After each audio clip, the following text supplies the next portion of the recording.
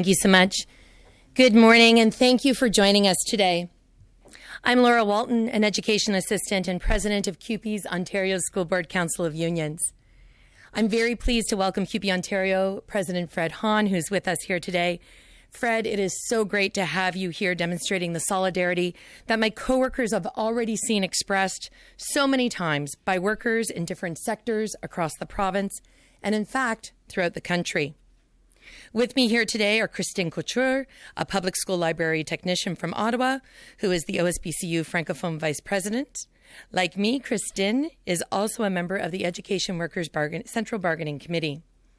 Michelle Campbell is an education assistant working in the York Region Elementary School as a developmental service worker. Carrie Tebow, also from York Region, is an educational assistant, intervention support worker with experience in elementary and high schools, as well as Angela Brandt, who will be coming to join us up here. She is the president of the Ontario Autism Coalition. Our 55,000 co-workers are the backbone of Ontario's education system. The work that is done in public, Catholic, French, and English schools across the province, if not done by a teacher, principal, or management, is done by us. We are here with you today because our strike voting period closed last night.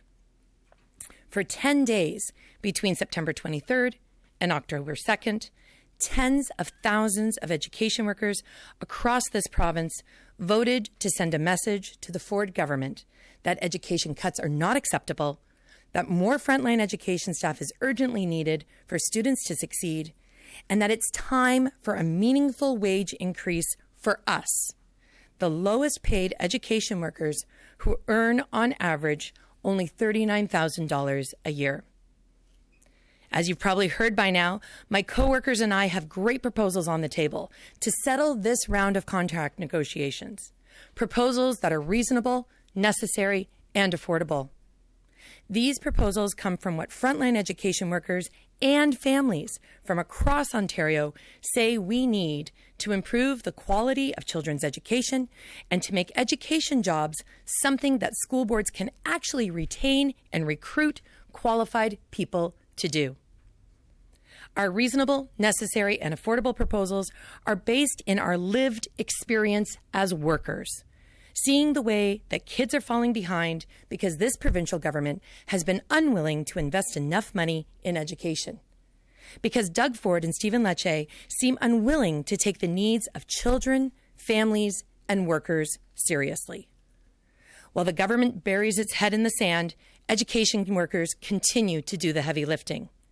This vote is about education workers throughout Ontario, showing the Ford government that we stand behind our excellent proposals, and we will continue to stand behind them. Before I announce the results and introduce my coworkers who are here to tell you about their personal experiences, I have something important to say to my coworkers in every part of Ontario. While your work is yet being disrespected by the Ford government and your school boards, your courage, your commitment, and your frustration is being noticed.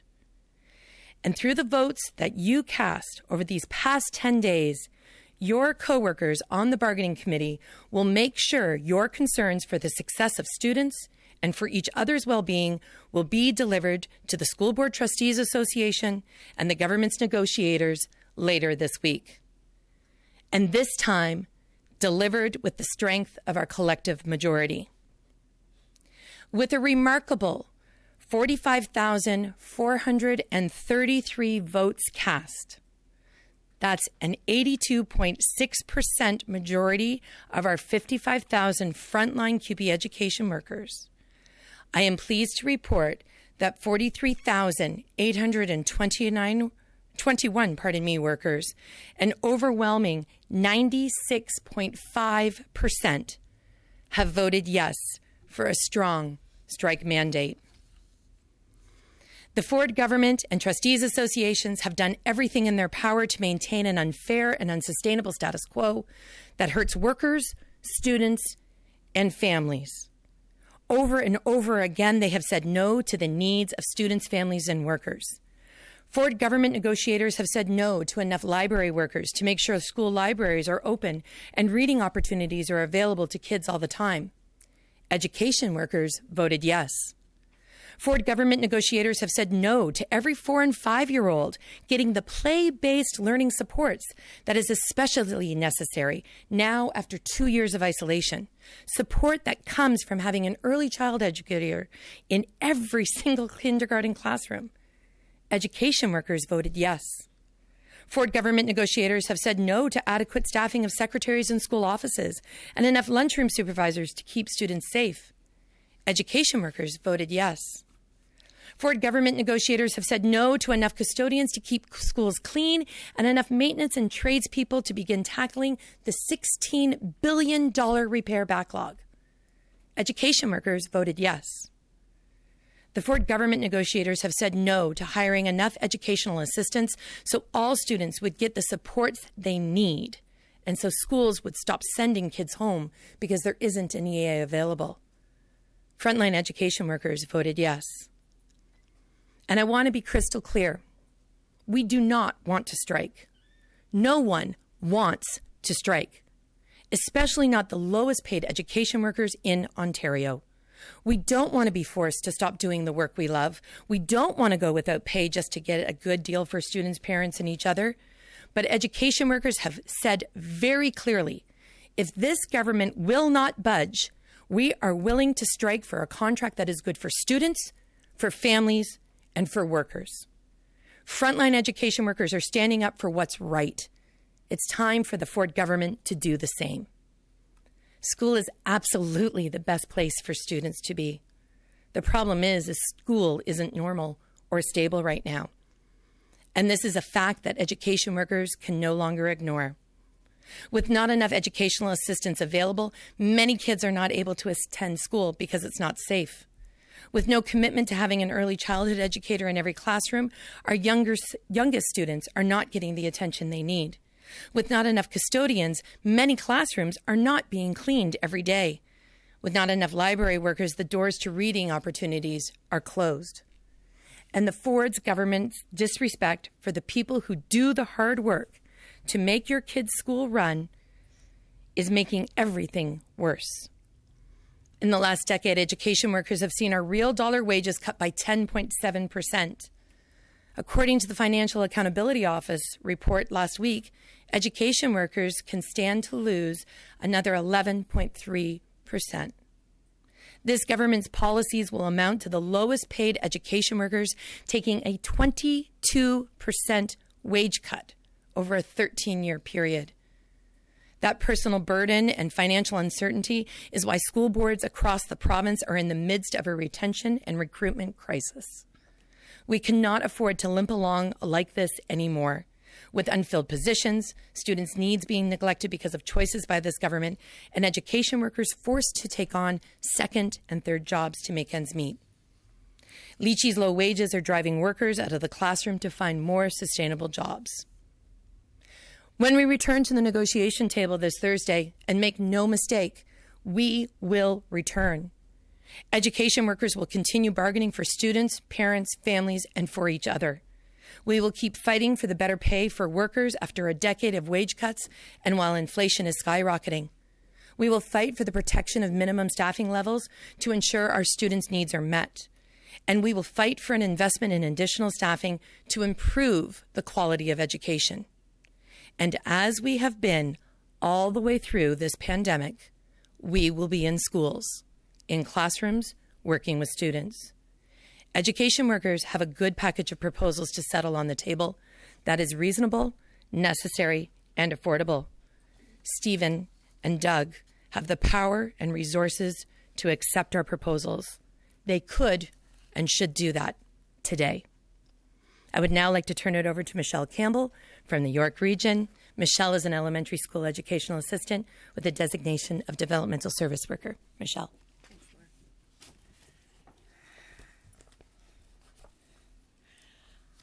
As Laura just said, I'm an educational assistant with the designation of developmental services worker, or DSW. I work in an elementary school with over 700 kids where there are only 6 EAs. 2 are in a community class helping 6 high-needs ASD students, so that leaves 4 of us to serve the rest of the 700-plus learners, while occasionally needing to support the other 2 staff, especially if one of them gets sick or injured. Right now, I mostly work with 10 to 13-year-olds, though sometimes I support students from kindergarten to grade 8, depending on the needs of the day. I love my work, and I've been doing it for 20 years. However, I am considering switching to a less physically taxing job because at 52, this role can be tough on my body. But the thought of leaving my kids makes me really sad. When I was hired at my current school board in 2005, most of my work was supporting students who were struggling with their academics in small groups or integrating kids with ASD into mainstream classrooms. This was really effective, and I saw so many students do better with the focused help I was able to provide. But that was 17 years ago. Now, as a rover, my work seems to be putting out one fire after another. We get called for support when someone is struggling behaviorally. So I'm answering calls on a walkie-talkie most of the day and walking about 10K. We are told academics are secondary to safety, but we need both to be a priority. For EAs like me to be able to do the important work of helping students in class, there needs to be more of us, a lot more of us. And to get more people to do this work, the pay really needs to improve, significantly improve. I like to think that I make a difference to the kids I support. I spend a lot of time listening to students' struggles and their worries. I like being a safe person for them. And don't get me wrong, teachers do their best to do all of it, but their primary responsibility is to teach the curriculum. I'm there to support students as a whole person, not just their academics. That can mean providing an extra snack for a kid who needs it, or walking with a student so they can tell me what's on their mind. Maybe they're not getting along with their family or peers, and worse. There's just so much going on in their young lives that stresses them out these days. At my school, we like to call it being someone's person, and that's my priority, to make sure that every student feels like they belong and that someone is there to cheer them on while helping them navigate life in a big school. I used to work 2 jobs and even 3, but I ended up becoming very burnt out. Still, I didn't want to leave my students. I really like kids, and the work I do is meaningful. So I sold my house, moved into a 1-bedroom apartment that I rent, and I try to get by with a lot less. It's tough, and it really shouldn't have to be this way. I have a 28-year-old daughter also, and she's a teacher now. She would prefer to be an educational assistant. She went to university studying to be a child and youth worker because she shares my passion about kids. But watching me struggle growing up, she knew that that wasn't an affordable way to go, so she changed paths. She sees the unique work I get to do with students, and she knows teachers with the responsibility for classrooms full of 30 or more students can't possibly put in the individual time with each student who needs it. Not when there are 29 other students who also deserve that attention. I know a few other teachers, other than my daughter, who said they'd love to do this job, but financially it makes no sense. Like my 55,000 coworkers, I just want a living wage so we can recruit new people to come to the job, because it is fulfilling, and to keep the skilled people we already have in place. I also want there to be more of us. The kids need us. Living through the pandemic, they're not okay, and of course there was some learning loss. It's hard to learn or even be focused when you're in a constant state of anxiety like living through a pandemic has caused. I recognize that, and I want to get students to the point where they're calm and regulated so that they can actually absorb what's being taught. Catching up could be done with us, if there were enough of us. That's why my coworkers and I are bargaining for a guarantee of more frontline education workers to be in schools. And it's why we're bargaining for a $3.25 wage increase to encourage more people to become educators and help them to stay. It's time for the Ford government to step up and pay up.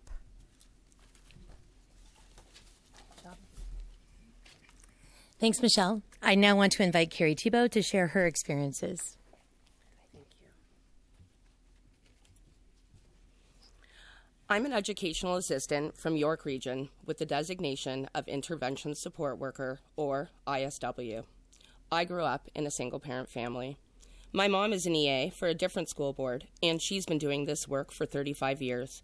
She encouraged me to follow in her footsteps.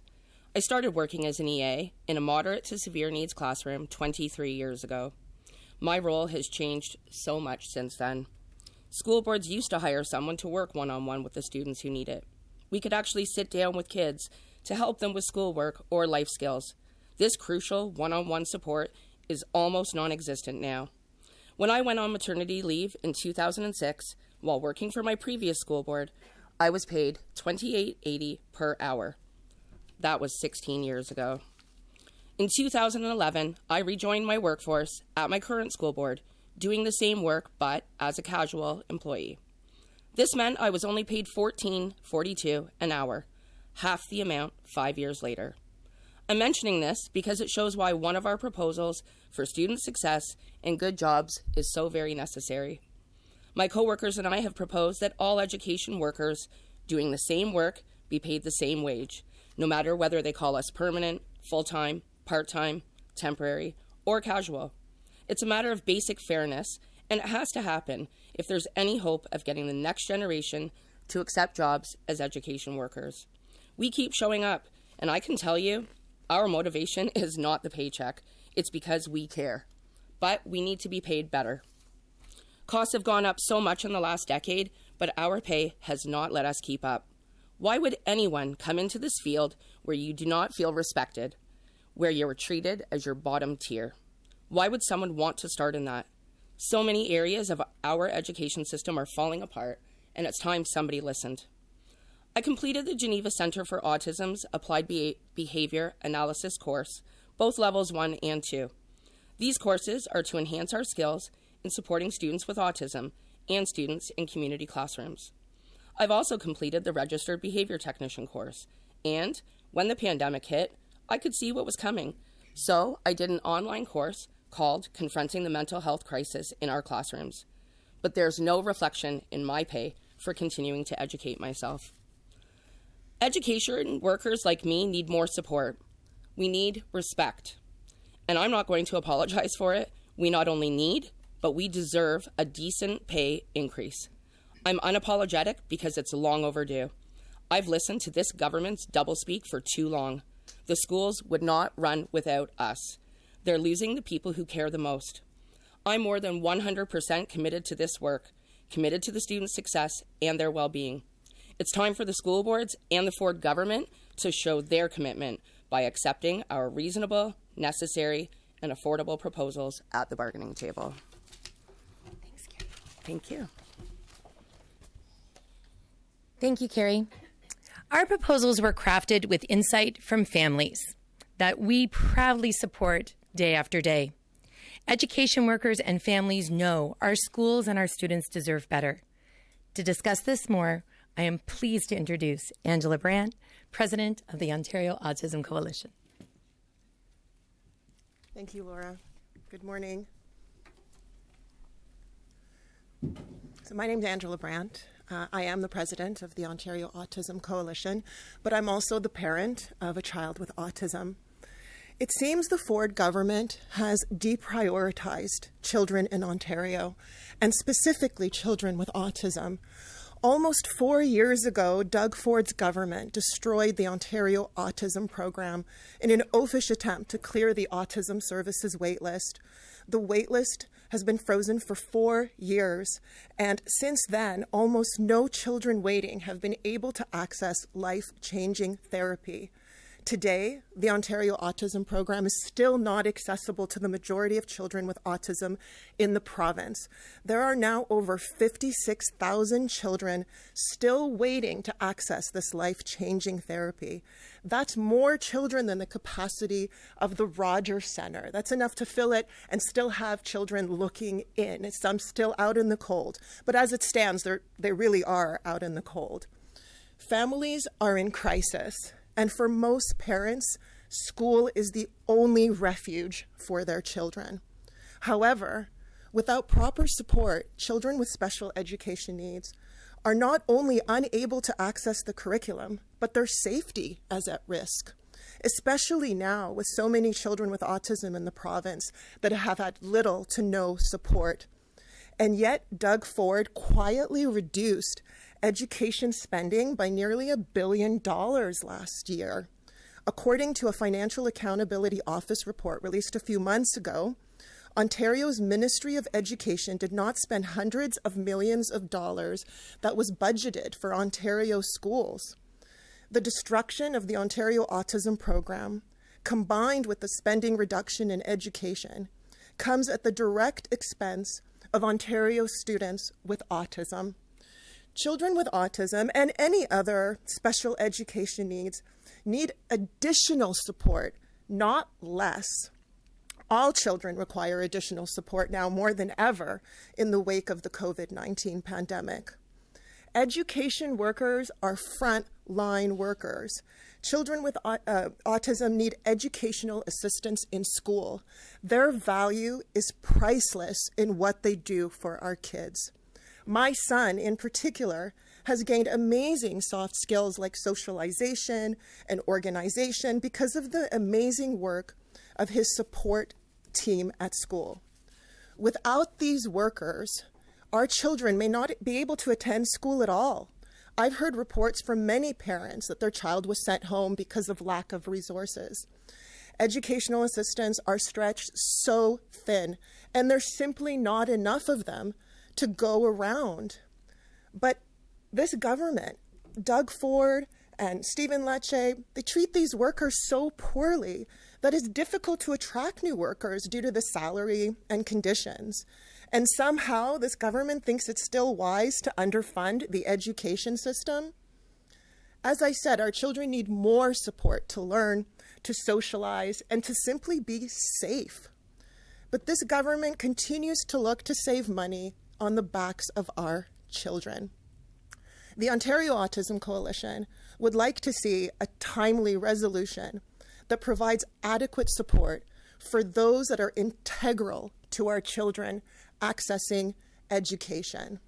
And the Ontario Autism Coalition will continue to advocate for publicly funded, needs-based services for autistic individuals that are accessible, ethical, evidence-based, and comprehensive. Thank you. Thank you, Angela. Now, CUPE OSBCU Francophone Vice President and my fellow Central Bargaining Committee member, Christian Couture, would like to brief our French-speaking journalists who are here and watching online. We will then go to questions. Merci, Laura. Merci, Michelle et Carrie. Il est important que les gens entendent vos histoires parce que ça représente tous nos collègues. Merci. Je m'appelle Christine Couture, bibliotechnicienne, et je suis vice-présidente francophone du Conseil des syndicats des conseils scolaires de l'Ontario, du SCFP. Je suis également fière de représenter les travailleurs et travailleuses de l'éducation francophone au sein de notre comité de négociation centrale. Mes 55 000 collègues sont l'épine dorsale du système de l'éducation en Ontario. Le travail qui se fait dans les écoles publiques, catholiques, francophones, anglophones de la province, s'il n'est pas fait par un enseignant-enseignante, un directeur ou une directrice d'école ou un gestionnaire, il est fait par nous. Nous sommes avec vous aujourd'hui parce que notre période de vote de grève a pris fin hier soir.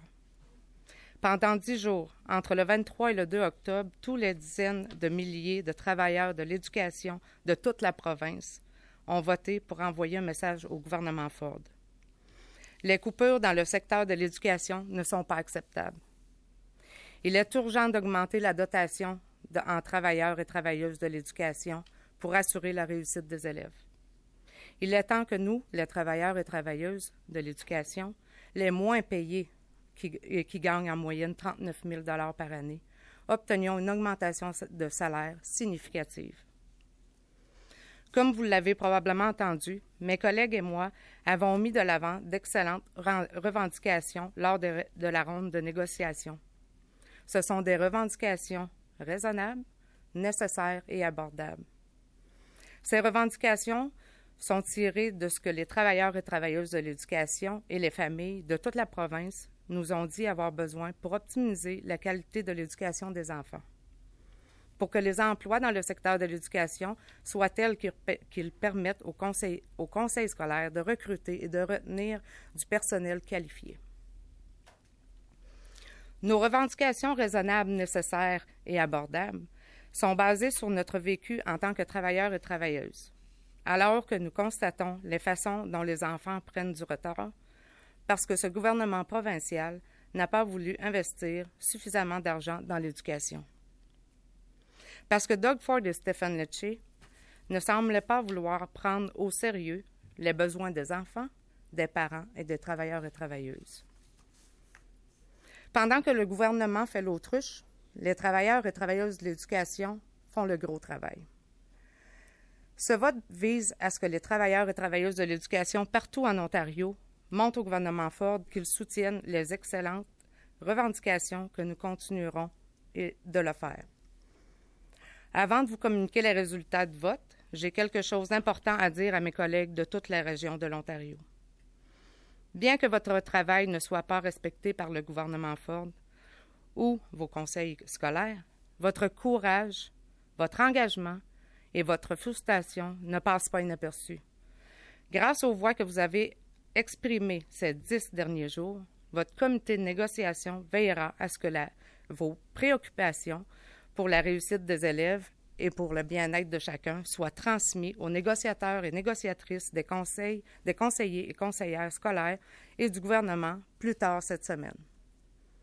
Cette fois, elles seront transmises avec la force de notre super majorité collective. Avec un nombre remarquable de 45 433 voix exprimées, soit une super majorité de 82,6 % des 55 000 travailleurs et travailleuses de l'éducation du SCFP, je suis heureuse d'annoncer que 43 821 travailleurs-travailleuses, soit 96,5 % ont voté oui à un mandat de grève fort. Le gouvernement Ford et les associations des conseillers scolaires ont fait tout ce qui était en leur pouvoir pour maintenir un statu quo injuste et insoutenable qui nuit aux travailleurs et travailleuses, aux élèves, ainsi qu'aux familles et à la communauté. Plus souvent qu'autrement, ils ont dit non aux besoins des élèves, des parents et des travailleurs et des travailleuses. Les négociateurs et négociatrices du gouvernement Ford ont dit non à un nombre suffisant de bibliotechniciens, techniciennes, afin que les bibliothèques scolaires soient ouvertes et que les enfants aient la possibilité de lire en permanence. Les travailleurs et travailleuses de l'éducation ont voté oui, car les négociateurs et les négociatrices du gouvernement Ford ont dit non pour que chaque enfant de 4 à 5 ans bénéficie des soutiens d'apprentissage par le jeu qui sont nécessaires après 2 ans d'isolement, des soutiens qui proviendraient de présence d'un éducateur ou une éducatrice de la petite enfance dans chaque classe de maternelle. Les travailleurs et travailleuses de l'éducation ont voté oui, car les négociateurs et négociatrices du gouvernement Ford ont dit non à un nombre adéquat de secrétaires dans les bureaux d'école et à un nombre insuffisant de surveillants de cafétéria pour assurer la sécurité des élèves.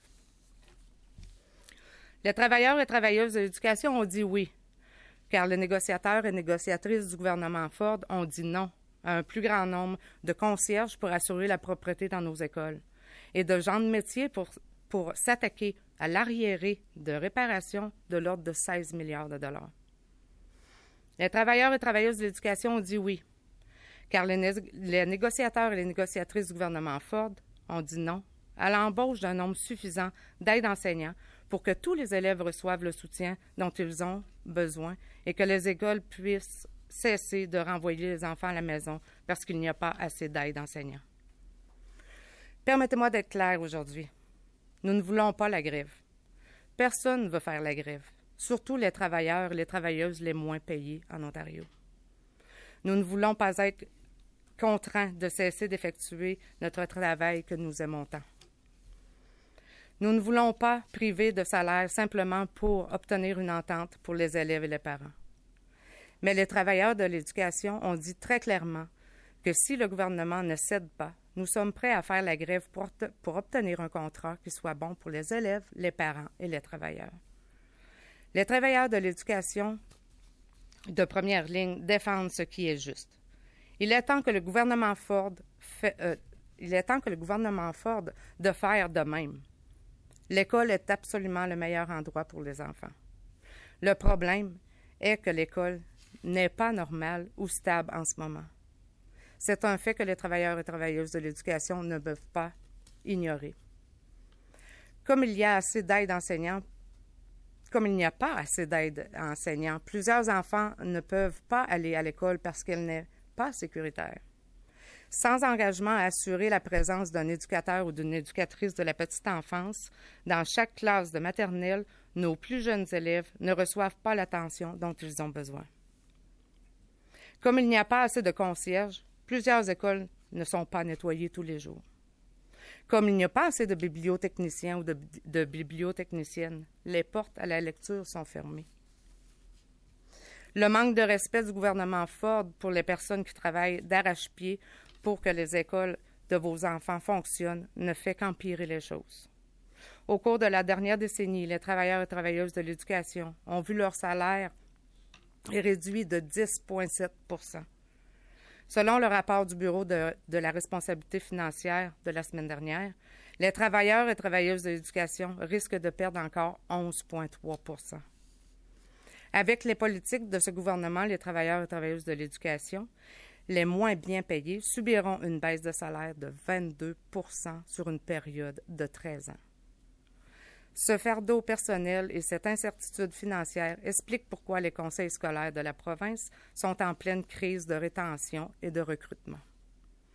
Nous ne pouvons plus nous permettre d'avancer à petits pas avec des postes non pourvus, des besoins des élèves négligés en raison des choix du gouvernement et des travailleurs et travailleuses de l'éducation obligés de prendre un deuxième, voire un troisième emploi pour joindre les deux bouts. Les bas salaires de Stephen Lecce poussent les travailleurs et travailleuses à quitter les salles de classe pour trouver un emploi plus durable. Lorsque nous reprendrons les pourparlers ce jeudi, et ne vous y trompez pas, nous serons là. Les travailleurs et travailleuses de l'éducation continueront de négocier pour les élèves, les parents et les familles. Nous continuerons à nous battre pour une meilleure rémunération des travailleurs et travailleuses, après une décennie de réduction salariale et alors que l'inflation monte en flèche, pour la protection des niveaux minimums de dotation en personnel, afin de satisfaire aux besoins les élèves et l'investissement dans du personnel supplémentaire afin d'améliorer la qualité de l'éducation. Comme nous l'avons fait tout au long de la pandémie, nous serons dans les écoles et dans les salles de classe à travailler avec les élèves. Les travailleurs et travailleuses de l'éducation ont mis de l'avant un ensemble de revendications qui sont raisonnables, nécessaires et abordables. Stephen Lecce et Doug Ford ont le pouvoir et les ressources nécessaires pour accepter nos excellentes revendications. Ils pourraient et ils devraient le faire dès maintenant. Je passe maintenant la parole à Laura pour la période de questions. So we'll open it for questions, please. Laura, you say It's been a long time since I've had this. you say no strike is planned, but what about job action? What would trigger job action and when? The workers will trigger job action. And a lot of it is going to depend on what happens on Thursday and Friday this week. And it's really incumbent on this government to take a look at what is happening and come back. We tried, a couple of weeks ago to say, let's talk. And again, they remain steadfast. There will not be a collective agreement without providing these workers with a proper wage increase so that they can stop working 2 and 3 jobs, and an investment in the schools so that we are able to provide the services that will indeed support students. That should be money in our schools, not money going out into private industry. How soon could we see job action and what would it look like? We have not filed a no board. So as you know, and every time we do this, that's always like a good old lesson in labor relations, right? So there is, we have not filed a no board at this point. So we would have to do that. We would have to expire the 17-day waiting period. There is a 5-day waiting period where we would need to notify the public as per the school board collective agreement or collective bargaining act, pardon me. And so, we are still multiple weeks away from anything happening. And that would be, but that's the great thing about transparent bargaining. You folks will know all the way along where we're at. So in terms of a runway, though, it seems like you're pinning a lot on the next 2 days of negotiation. Why? What do you think you will or will not see that will determine what happens next? Well, respectfully, it's been 120 days since we've served notice to bargain. And I'm not sure what we're waiting for. School went back in September. We all knew before we went back to school in September that there was inadequate services in place. We all knew before we went back to school in September that these workers were still falling behind. Our wage report came out in the spring. Nothing should be coming as a surprise to this government and to the School Board Trustees Association. So my question is, why is it taking 120 days to come back with a fair deal? But you said the next 2 days are going to be important. Very important. Why these next Well, because 2 I days? think these next 2 days we're going back to the table with a extremely historic voter participation and a very high strike mandate to be very clear that this is not just a few people sitting around a bargaining table. This is over 45,000 people who are committed to this fight, and that's not even taking into account the parents and families that stand firmly behind us. We now have data that shows, this is what people are supporting. People support us having good wages. People support services in schools. And so we're going to be putting it forth to them saying, listen, we're turning up the heat just a little bit more. Okay, so let's do a bit of negotiating at the podium here. You say you guys want a 3.25 per hour increase every single year. The government is offering 33 cents. Sure. What is your red line? Where do they need to come up? Are you willing to come down? Our red line is a loonie, a toonie, and a quarter, Colin. We know that the money that they have put in for checks going out to parents for catch-up would more than pay for our first year of wage increase alone at $3.25. But that's already what they've offered, though. So are you willing We've to come offered down? $3.25. No, sorry, Yeah. the loonie. If they've offered it, we'd not be here today, would we now? Are you willing to come down? Do you want them to come up? And can At this you meet in point, the we middle? cannot. At this point, workers cannot afford for us to come down. We are losing workers daily.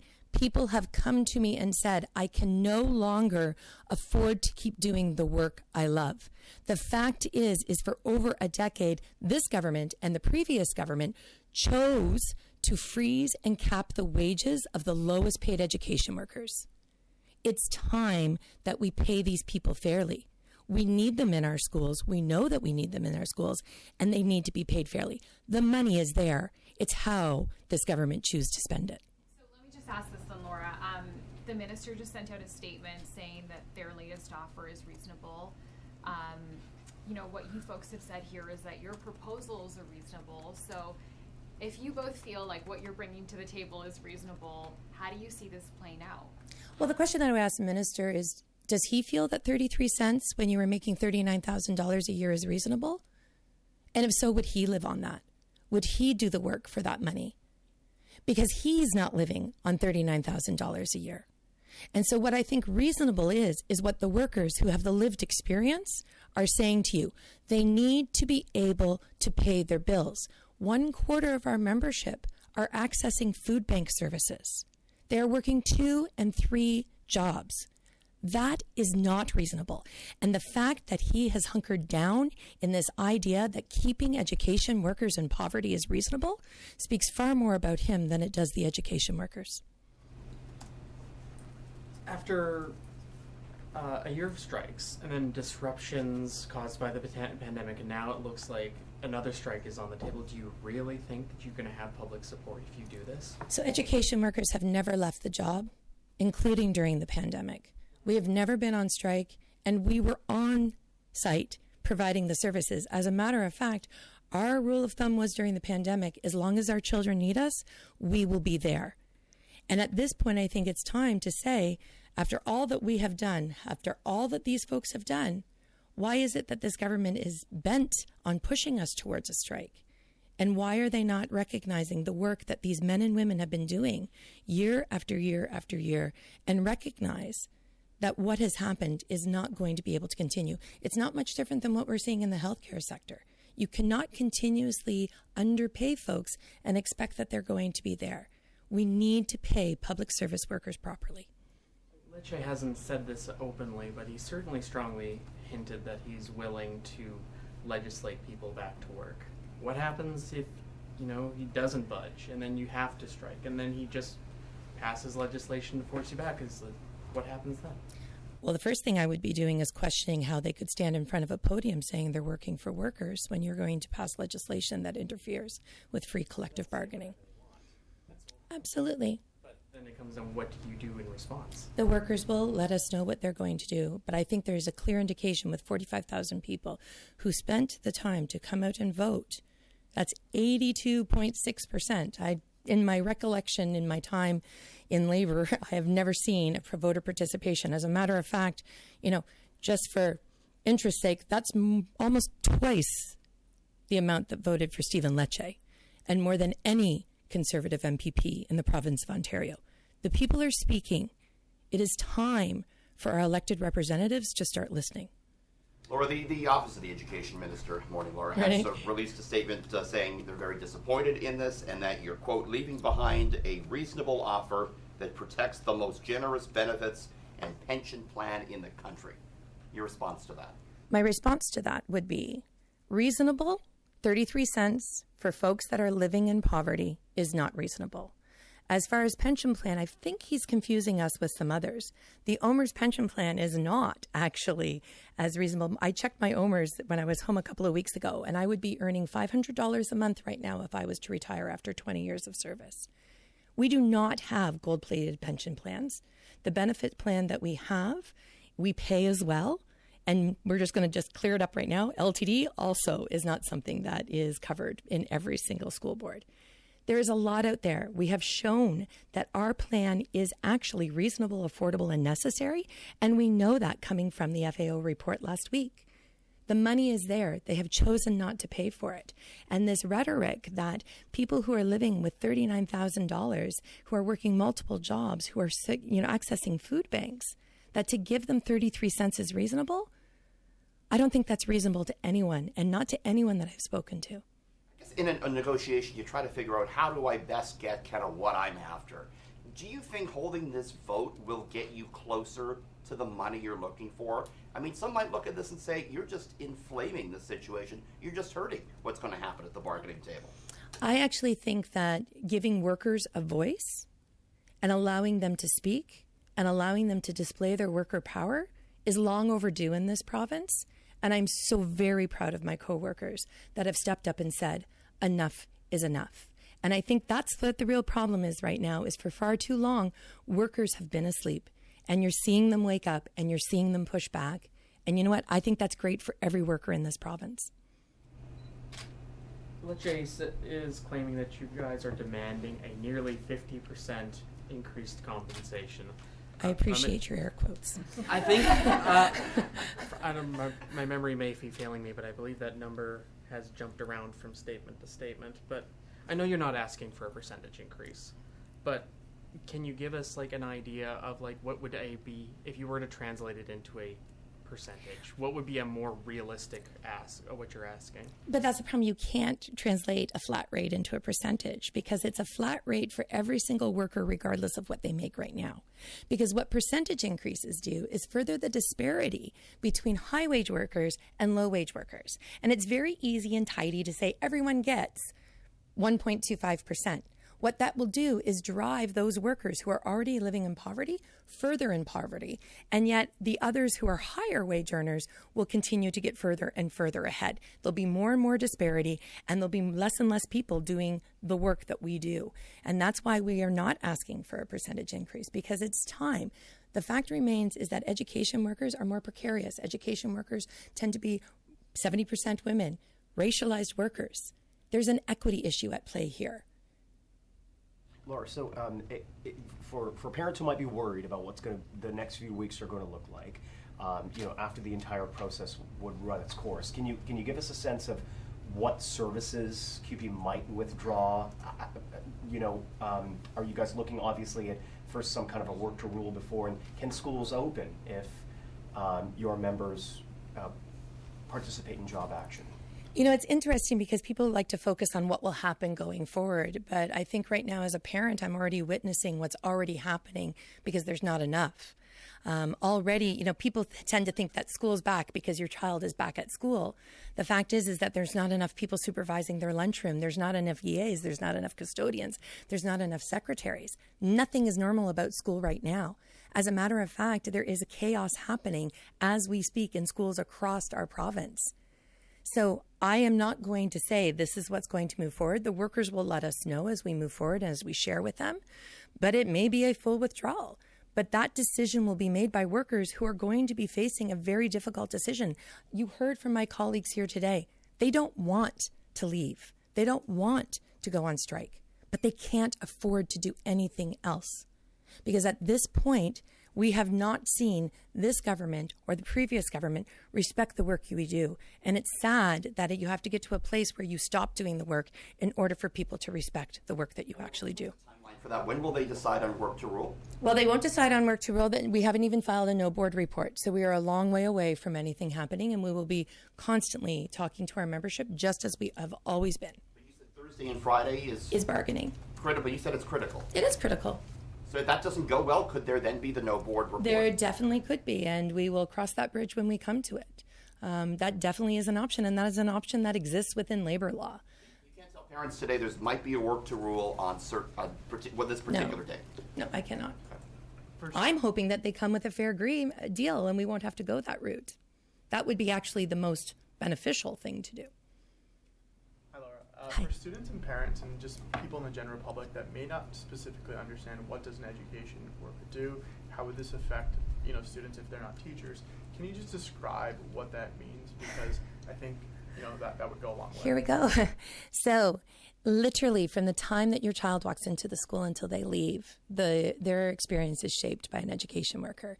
It's the clerical folks in the office that are buzzing and letting folks in. They're doing the safe school arrival calls. They're making sure that people are safe. It is the EA who's supporting special education needs. It's the ECE in the kindergarten class that is helping our youngest learners. It's our library workers who are ensuring the love of reading continues within our learning spaces. It's a custodian, caretaker, maintenance, and trades, all of whom are maintaining our buildings and ensuring that they are safe and secure. It is our CYWs that are supporting our mental health. It is our speech language group that is helping students with their speech language services, often services which people cannot afford outside of our schools.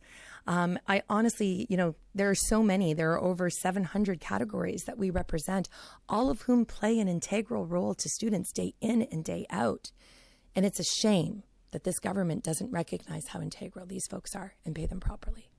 And just to follow up to what you've been talking about, the province obviously has issues with other unions too. You guys aren't the first and you probably won't be the last. But labor is organizing across the country, across North America. We've been seeing unions at Starbucks, at other places. Can you just talk about this vote? 96.5% is, it's a staggering number, but it really shows to many that workers are organizing. They're trying to reclaim that power. What precedent does this set for the other education workers, unions, and also for other health unions? What do you think this today means? What I think today means, the 96.5 is excellent. Don't get me wrong, I'm extremely proud of that. But what I'm proud of is over 45,000 of the 55,000 workers coming out. Never in my history have I ever seen numbers like that, voter participation like that. Please remember the provincial election only garnered 43.4%. And, we're sitting at 82.6. So, it shows that the apathy doesn't exist within workers. They're ready to push back. They're ready to push back because they're done. And I think what it shows workers across this province is that you can use your voice. You can collectively join together to do better. We do not have to rely on the electoral system. We don't have to rely on the courts. We do have worker power, and that worker power is indeed growing, and it's something that's long overdue. Laura, can you speak a little bit about which specific roles are sort of among the lowest paid? I understand that the Ford government has said if it's under 40,000, you get a slightly larger percent sort of increase. So yeah, they would like a two-tiered system, and we don't negotiate two-tiered systems. But it really depends because each individual school board has its own pay rate.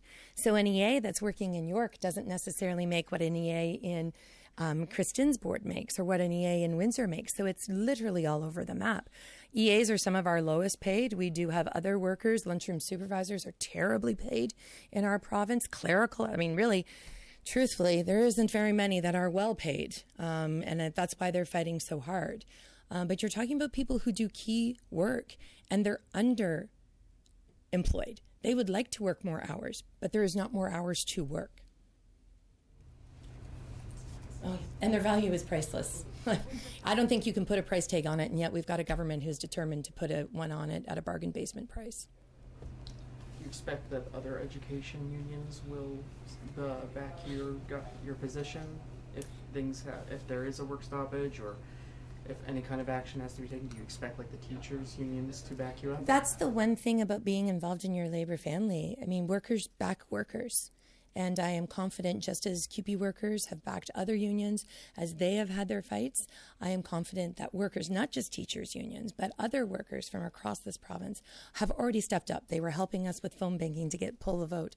We're going to see people supporting because enough is enough.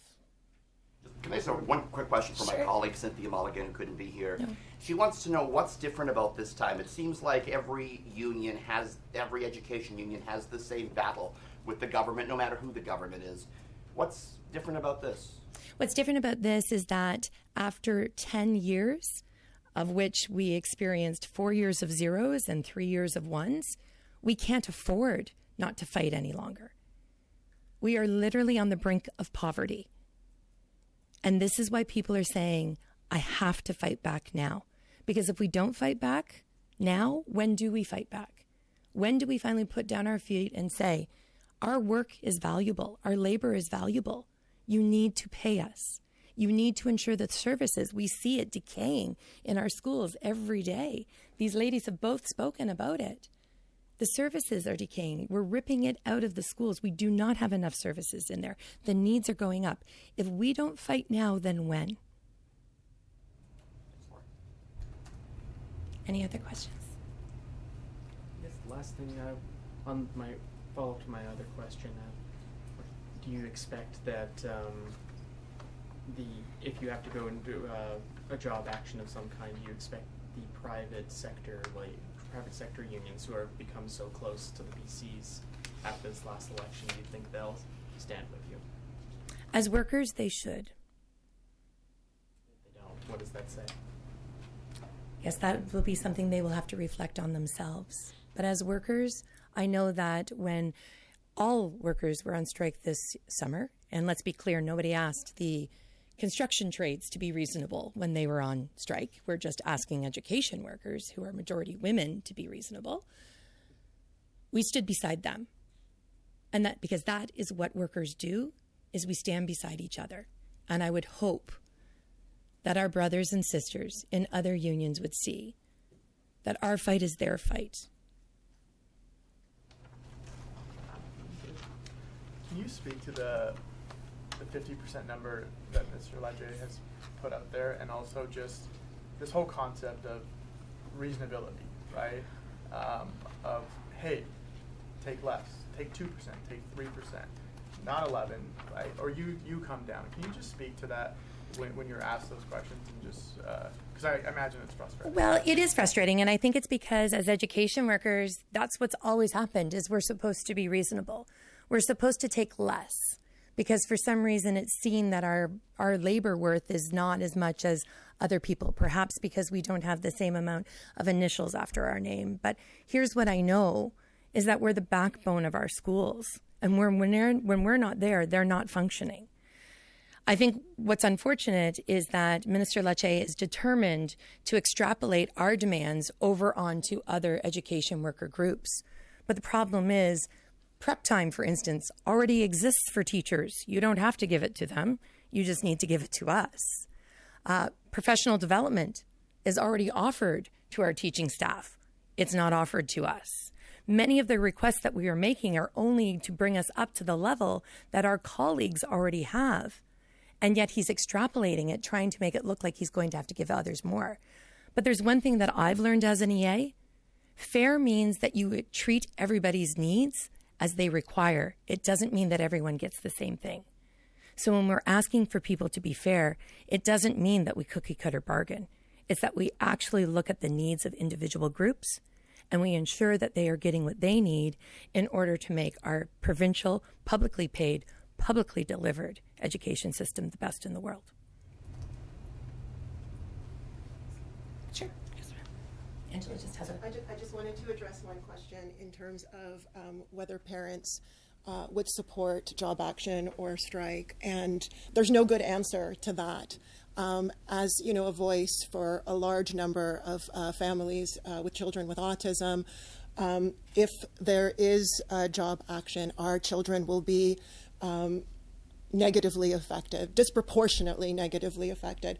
But if conditions don't improve in the schools and EAs aren't available for our children will be disproportionately negatively affected. So the only answer is for a timely resolution.